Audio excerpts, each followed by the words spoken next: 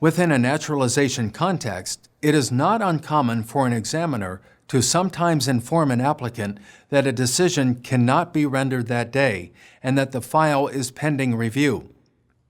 This can happen even if the applicant has technically passed the English and civics portion of the examination. Unfortunately, this can occur because the officer is not yet ready to grant final approval on the case. This can be for a number of reasons, sometimes for reasons beyond the applicant's control, and sometimes because the officer needs more information or documentation from the applicant. For example, a case may be put on administrative hold because an applicant's fingerprints may not have cleared yet. Other times, a background check may not be complete.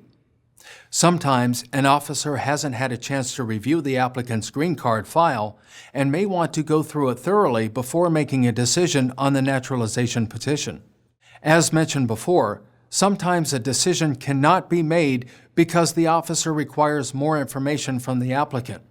For instance, if you have been arrested and not furnished the certified disposition of your case, the officer may postpone a decision until you have provided the documentation.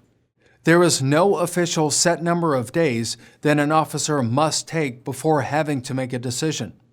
It is not uncommon for months to go by before hearing back from USCIS.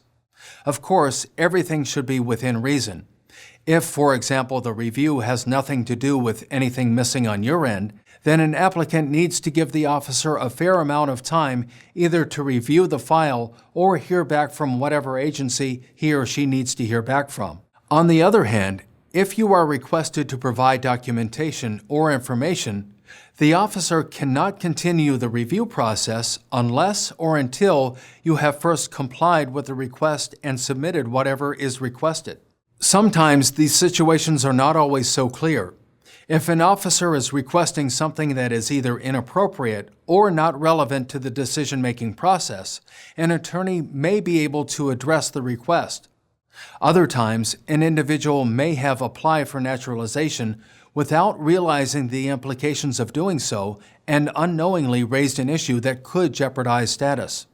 For these reasons, it makes sense to consult with an experienced naturalization attorney who is familiar with citizenship eligibility requirements and all the potential minefields that accompany such an application.